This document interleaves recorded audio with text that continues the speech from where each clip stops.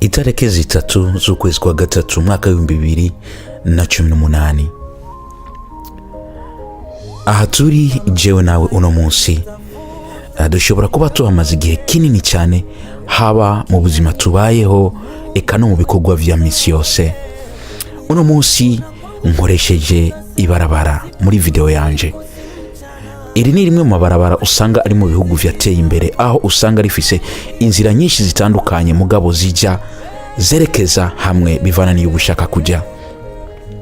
Jewe nawe birashika tukaba turi mu murongo umwe mu myaka myinshi irenganye eka ndetse namwa muri uno mwaka turimo, ariko twisunze cyangwa turabiye akarorero kuri ribarabara hamwe two kwimuka tukava muri aka karongo turimo tugasimbira mu kandi, dushobora kurengana abo bantu bari imbere yacu ugasanga dushitse n'ingoga ndetse tugashika kuvyo twifuza gushikako.